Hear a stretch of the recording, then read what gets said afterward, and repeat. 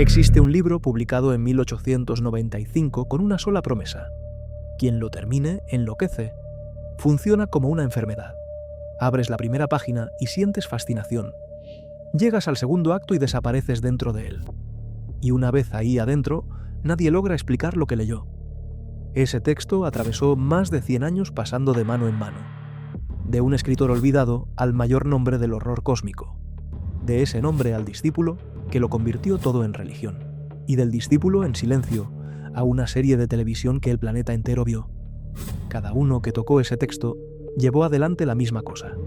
Un símbolo amarillo, una ciudad en ruinas bajo estrellas negras y un rey de manto pálido cuyo nombre no se puede pronunciar. En 2014, HBO filmó esa maldición. La llamó True Detective. Y casi nadie notó que estaba viendo un ritual de más de un siglo. Hoy te voy a mostrar la cadena entera. ¿De dónde vino el Rey Amarillo? ¿Qué es en realidad? ¿Y por qué, en este preciso momento en que ves este video, millones de personas están cruzando la misma puerta que devoró la mente de cada personaje de estas historias? Porque esa entidad antigua nunca necesitó garras. Necesita una sola cosa: que la leas. Y si aún no conoces el camino etéreo, suscríbete al canal ahora para no perderte nuestros próximos videos y abre tu mente para ver lo invisible. Porque la primera pieza de esa cadena es un libro, y no se parece a ningún grimorio que hayas imaginado. El libro se llama El Rey de Amarillo. Lo escribió Robert W. Chambers, un estadounidense que estudió pintura en París antes de volverse autor de historias extrañas. Pero el libro de Chambers guarda otro libro dentro de sí. Una obra de teatro. Una obra maldita con el mismo nombre. El Rey de Amarillo. En la ficción de Chambers, esa obra existe como un objeto prohibido. Tiene 2 actos. El primero es inofensivo, bonito, común, casi banal. Es el segundo el que hace el daño. Quien lee el primer acto siente una curiosidad que no logra explicar, y esa curiosidad arrastra la mirada hacia el segundo. Ahí, entre las líneas de una reina, llamada Casilda, y una figura de máscara pálida, la mente del lector se parte. Chambers solo nos deja ver fragmentos de esa obra. Los versos de una canción. En ellos, las sombras se alargan, surgen lunas extrañas, soles gemelos se hunden en un lago y estrellas negras cuelgan sobre una carcosa perdida. Bastan esas pocas líneas para erizar la piel. El resto lo guarda para sí, y es justamente lo que queda oculto lo que hace que la imaginación del lector trabaje en su contra. Chambers fue todavía más astuto. Dentro de la historia, la obra había sido prohibida. Los periódicos la condenaban, los gobiernos intentaban prohibirla, y cada intento de callarla solo esparcía más el deseo de leerla. Lo prohibido llamaba, y uno a uno los personajes cedían. La genialidad de Chambers está en lo que esconde. Nunca te muestra el segundo acto. Nunca describe el horror. Solo muestra lo que queda de las personas después de leer. Artistas que enloquecen, hombres que se matan, miradas que nunca vuelven a la normalidad. El lector de Chambers queda en la misma posición del personaje, sabiendo que existe una verdad terrible a una página de distancia, y sintiendo el mismo impulso enfermizo de dar vuelta a esa página. Fíate en el mecanismo, porque es el corazón de todo lo que viene después. La maldición vive en el texto mismo. El horror es la información. Leer es enfermarse. Existe un nombre moderno para esto: infohazard, un peligro de información. La idea de que ciertos conocimientos, una vez recibidos, contaminan a quien los recibe, y no hay forma de devolverlos. Chambers imaginó uno de los primeros infohazards de la literatura de terror, décadas antes de que existiera la palabra. Un conocimiento que funciona como un virus. No necesitas creer en él, solo necesitas leerlo. Y todas las versiones de esta leyenda, de las más antiguas a las más recientes, guardan el mismo núcleo. La realidad que vemos es un velo fino, una cortina, y la obra de Chambers es una rendija en esa cortina. Leer el segundo acto es ver lo que existe detrás de ella. El problema es que la mente humana no fue hecha para soportar esa visión. En estas historias, la locura es lo opuesto de un delirio. Es lucidez en exceso. Es demasiada verdad entrando de golpe. Chambers repartió esa obra por varios cuentos del mismo libro. En cada historia, personajes distintos tropiezan con el mismo texto, y el resultado es siempre igual. Una vez leído no sale más. El lector real, tú, empieza a sentir que el libro de Chambers y la obra maldita son la misma cosa. que tú también estás leyendo algo que no deberías. Y tal vez sea esa la parte más incómoda. Chambers no te pone afuera, como espectador seguro, te pone adentro. En cada página eres cómplice. Sigues leyendo exactamente como los personajes siguieron. Y en el fondo sabes por qué. La curiosidad es más fuerte que el miedo. Siempre lo fue. Es por ella que la maldición viaja. Y aquí está la pregunta que Chambers dejó en el aire, y que va a perseguirte hasta el final de este video.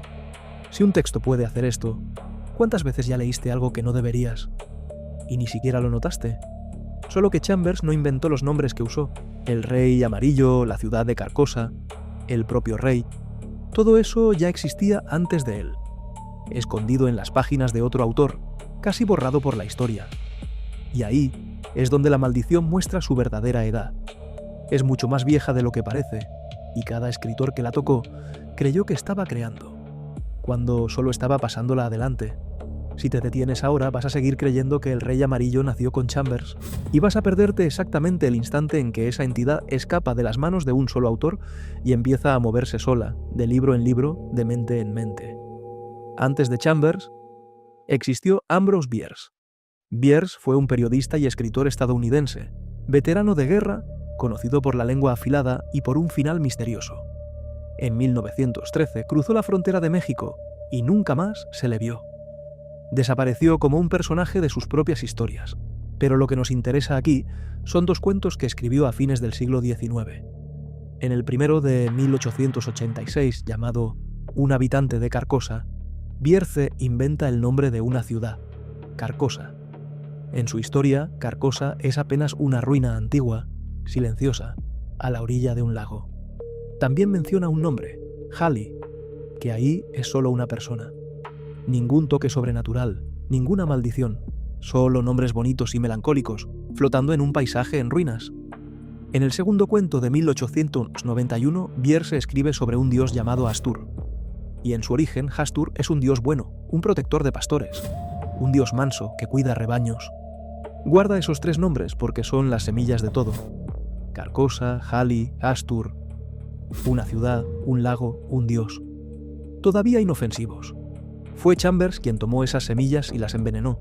Agarró los nombres de Bierce, tiró los significados originales y los convirtió en piezas de su obra maldita. El dios manso de los pastores ganó una sombra amenazante.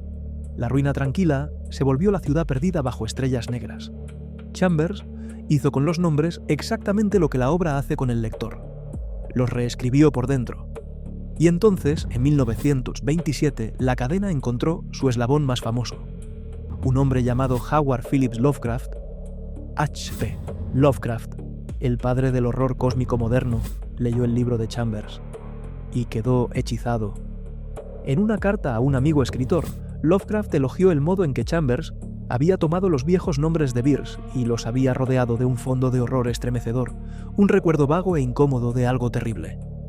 Lovecraft raramente se rendía ante otro autor. Ante Chambers se rindió, e hizo más. En una sola historia llamada El susurro en la oscuridad, publicada en 1931, Lovecraft cose el signo amarillo, el lago de Halley, y el propio nombre Hastur a su mitología gigantesca de dioses antiguos. Una mención breve. En un ensayo sobre el terror, llega incluso a tratar el signo amarillo como un talismán heredado de un culto ancestral, venido de la Carcosa primordial. Para Lovecraft aquello ya no era invención de Chambers, era mito verdadero. Y después de Lovecraft vino el hombre que convirtió todo eso en religión. August Derleth fue discípulo, editor y divulgador de Lovecraft. Fue él quien organizó las historias sueltas de los autores en torno a Lovecraft, en un sistema, en un panteón. Y fue Derleth quien tomó a Hastur, aquel dios manso de los pastores, y lo ascendió a Gran Antiguo.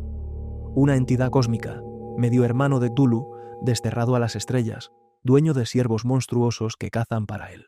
Derleth quiso tanto a esa figura que llegó a proponer bautizar toda la mitología de Lovecraft como la mitología de Hastur. La idea fue rechazada, pero muestra el tamaño de la fascinación. Fue Derleth también quien consolidó el detalle más perturbador de todos, el epíteto de Hastur, aquel que no debe ser nombrado. La idea de que pronunciar su nombre ya es peligroso, de que el nombre solo es una puerta. Esa idea fue tan lejos que, décadas después, juegos y manuales de terror la llevaron al pie de la letra. Bastaría con pronunciar el nombre de Astur 3 veces para convocarlo. Un juego de mesa, a primera vista. Pero mira cómo repite el principio de la obra de Chambers. El poder no vive en un arma ni en un gesto, vive en el nombre dicho en voz alta, en la palabra que sale de tu boca y abre la puerta por ti. Piensa en lo que esto significa dentro de nuestra cadena. Una obra que contamina a quien la lee. Un Dios cuyo nombre contamina a quien lo pronuncia. El patrón es siempre el mismo.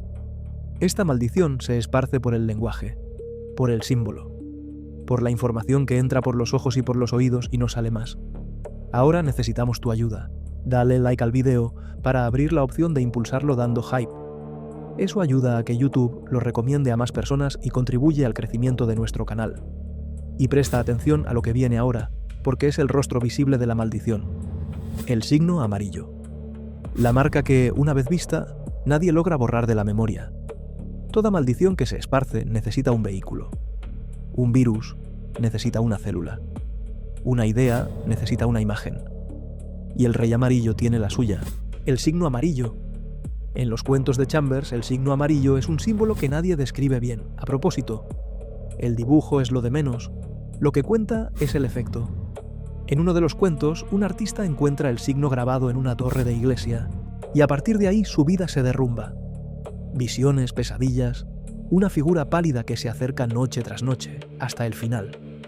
Quien se cruza con el signo pasa a ser arrastrado en dirección a Carcosa, a la obra, al rey. Es como una contraseña que, una vez recibida, abre una puerta en la mente y no la deja cerrar más. Lo ves una vez y se queda. Después viene la máscara pálida. En la obra maldita existe una escena en que los personajes notan que el extraño de manto amarillo lleva una máscara pálida sobre el rostro. Y hay un momento de horror puro, un intercambio de líneas que se volvió famoso. Un personaje le exige al extraño que se quite la máscara, y el extraño responde que no lleva máscara alguna. Deja que esa frase te alcance despacio. Si él no lleva máscara, entonces la máscara es el rostro. El manto amarillo y la cara pálida ya son la cosa entera. La mente del lector busca un secreto detrás de la máscara y encuentra solo más superficie, sin fondo para siempre. Por eso la visión enloquece. La mente busca un último velo que levantar y descubre que ya lo levantó. Solo queda el rey, abierto, mirándote de vuelta, y finalmente Carcosa. En Bierce, Carcosa era una ruina tranquila. En Chambers se vuelve algo mayor. Una ciudad de torres extrañas, a la orilla del lago de Ali, bajo un cielo imposible, donde soles gemelos se hunden en el agua y estrellas negras cuelgan en lugar de las estrellas comunes. Pero fíjate bien, Carcosa es un estado de la mente. Es a donde va la persona cuando lee el segundo acto. Es el nombre del territorio que existe del otro lado del velo. Ningún avión llega ahí, solo la lectura, y hay una dirección para ese lugar. Chambers y los autores que lo siguieron anclaron Carcosa en una región real del cielo, cerca de Aldebarán, la estrella rojiza en el ojo de la constelación de Tauro, y del cúmulo de las Híades. Un detalle genial. Hace que el mito parezca verificable. Miras hacia arriba en una noche clara, encuentras aquella estrella roja, y por un instante sientes que Carcosa podría estar de verdad ahí, del otro lado de la luz. Junta las 3 piezas y tienes la gramática completa de la maldición. El signo abre la puerta. La máscara revela que la verdad está desnuda, sin nada detrás, y Carcosa es el lugar donde la mente se pierde al enfrentar esa verdad. 3 símbolos, un solo destino. Esos 3 símbolos son lo que cada autor de la cadena heredó y pasó adelante. Son el ADN visible del rey amarillo. Y cuando aprendes a reconocerlos, algo incómodo sucede. Empiezas a verlos en lugares donde jamás esperarías encontrarlos. Porque en 2014 esos mismos 3 símbolos aparecieron en una de las series más premiadas de la televisión estadounidense. Grabados en la piel de víctimas de asesinato, escondidos en las paredes de una choza en el pantano de Luisiana. Millones de personas la vieron. Poquísimas reconocieron lo que estaban viendo. Si apartas la mirada ahora, vas a seguir siendo una de esas personas, viendo el símbolo sin saber que él te vio primero. Quédate, porque el próximo paso muestra el instante exacto en que la obra maldita salió de los libros y entró en tu televisión. La serie se llama True Detective. Primera temporada, 8 episodios, transmitida por HBO en 2014. A primera vista es una historia policial. Dos detectives de Luisiana, Rust Cohle y Marty Hart, investigan la muerte de una joven encontrada arrodillada en un cañaveral, con una corona de ramas en la cabeza y una espiral dibujada en la espalda. El caso los persigue por casi 20 años, pero quien conoce la cadena del Rey Amarillo reconoce las señales desde el comienzo. La espiral en las víctimas funciona como firma del culto, la versión de la serie para el signo amarillo. Testigos quebrados murmuran sobre un lugar llamado Carcosa y sobre una figura llamada el Rey Amarillo. Una niña desaparecida dejó dibujos de él. Un sospechoso, antes de morir, habla de Carcosa como quien habla de un dios. Y en el episodio final, los detectives entran en un laberinto de piedra y ramas en el fondo del pantano, un lugar que el asesino construyó como un templo. Lo llama Carcosa. Y hay una capa que amplifica todo. La investigación se arrastra por décadas, y los detectives descubren que el asesino nunca fue un lobo solitario. Detrás de los crímenes existe una red, una familia poderosa, ligada a la política y a la religión local, que protege el culto y entierra las pruebas. Y el horror deja de ser un hombre en el pantano y se convierte en algo que contamina instituciones enteras, gente respetable que prefiere no ver el signo aun cuando lo tiene delante de los ojos. Es el InfoHazard a escala social. La verdad está disponible y casi todos eligen no leerla. El creador de la serie, Nick Pizzolatto, nunca escondió de dónde sacó todo esto. Citó a Chambers abiertamente. Repartió el vocabulario del Rey Amarillo por la trama como quien deja migas para que los iniciados las encuentren. Para el espectador común, aquello era solo el clima enfermizo de un asesino en serie sureño. Para quien había leído a Chambers, era una señal, un guiño, la confirmación de que la obra maldita había atravesado un portador más. Pero Pizzolatto hizo algo más profundo que citar nombres. Le dio al detective Rust Cohle una filosofía, una manera de ver el mundo tan sombría, tan convincente, que se convirtió en el corazón de la serie entera. Cohle cree que la conciencia humana es un error de la naturaleza, que el sentido de ser alguien, de tener un yo, es una ilusión cruel, un truco que la materia se jugó a sí misma, que sería mejor que la especie humana dejara de reproducirse y simplemente saliera de escena. En una de las escenas más recordadas, dentro de un auto en movimiento, resume todo en una imagen. El tiempo es un círculo plano, y todo lo que ya viviste va a repetirse para siempre. Cada dolor idéntico, sin fin y sin salida. Y hay una ironía deliciosa escondida en esa frase. La imagen del tiempo como un círculo que se repite para siempre no nació con Pizzolatto. Viene de un filósofo alemán del siglo XIX, Friedrich Nietzsche, y de su idea del eterno retorno. Dentro de la frase más famosa de Cohle, ya hay otro texto filtrándose. Otro autor prestando la voz sin crédito en la pantalla. La cadena dentro de la cadena. Es uno de los pensamientos más oscuros que jamás salieron de la boca de un protagonista de televisión. Y al público le encantó. Convirtió los monólogos de Cohle en frases de efecto, en imágenes compartidas, en citas colgadas por todo Internet. Fíjate cómo la serie repite el patrón de la cadena. No te avisa que te está entregando algo peligroso. Envuelve el InfoHazard en una historia policial adictiva y lo consumes sin defensa. La serie te hace leer el segundo acto de la obra sin que lo notes, como quien apenas sigue un interrogatorio. Y es aquí donde la cadena revela su eslabón más real de todos, porque aquellas palabras, las más famosas de Rust Cohle, las que millones repitieron sin saber, no fueron inventadas para la serie. Vinieron de un libro que existe de verdad, escrito por un hombre que existe de verdad. Un libro que muchos consideran demasiado peligroso para leer. Si te vas ahora vas a seguir creyendo que Cohle es solo un personaje.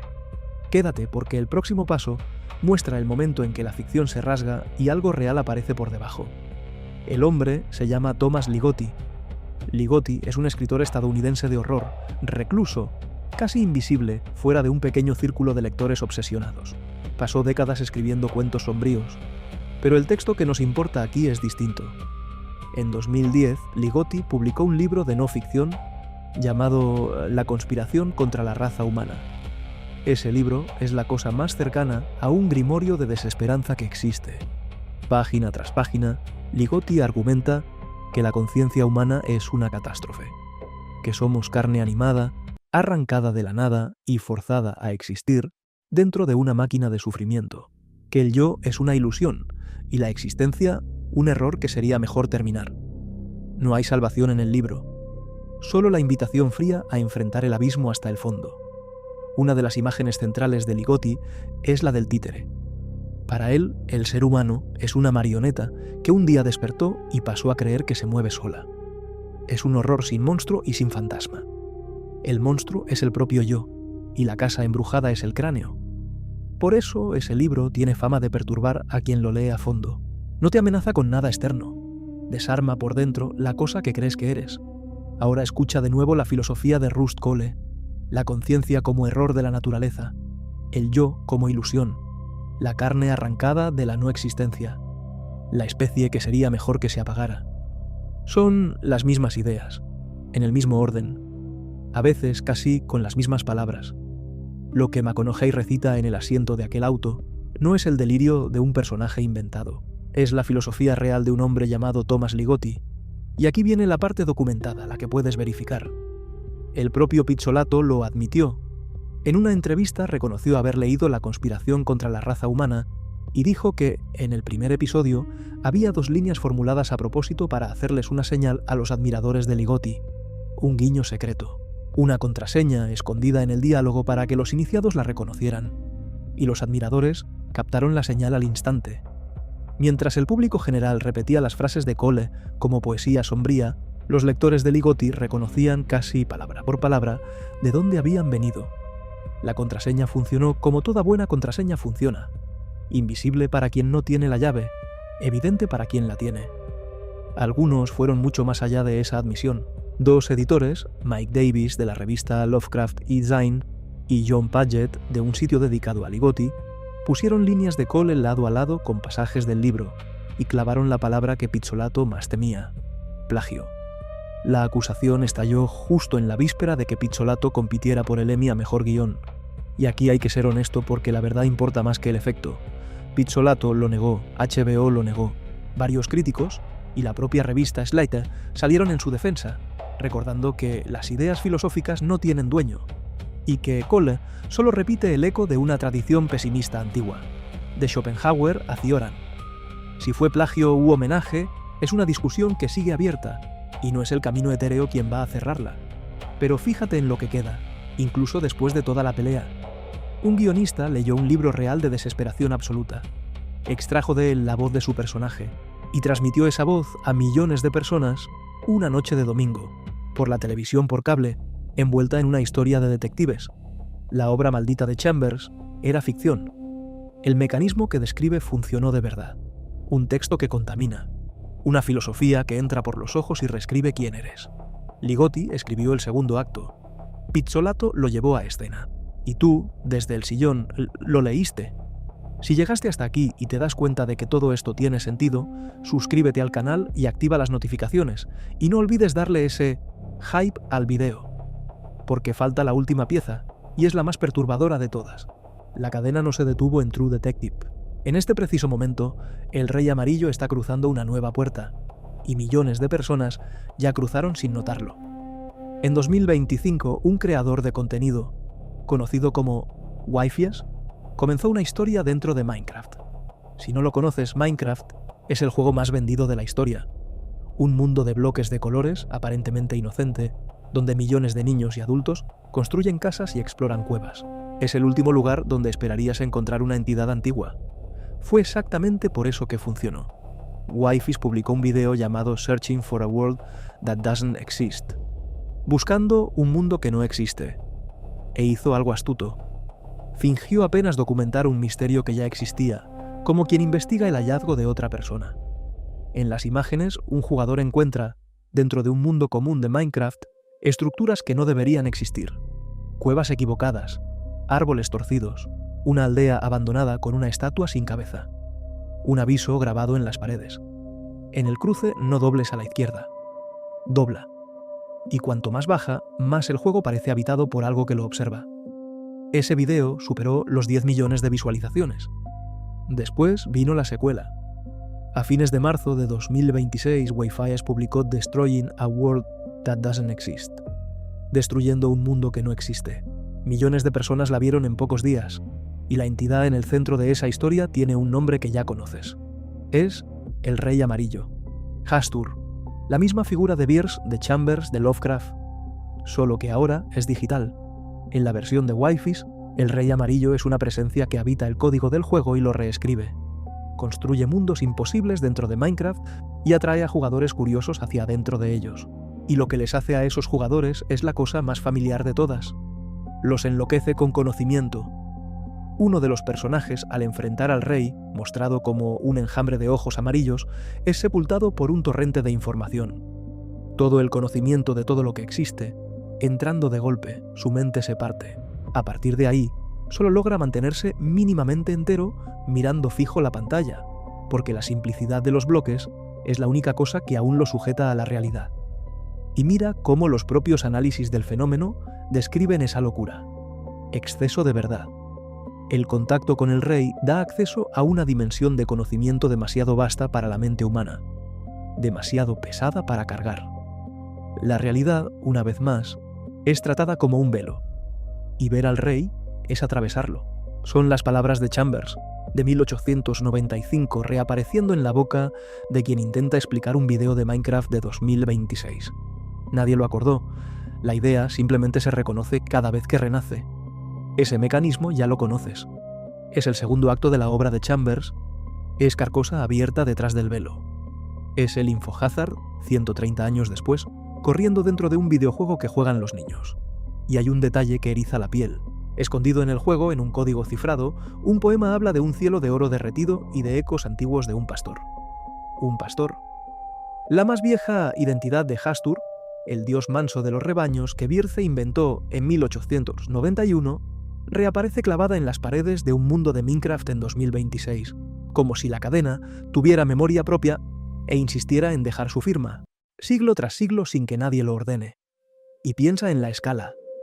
Un libro raro de 1895 alcanzaba a un puñado de lectores por vez.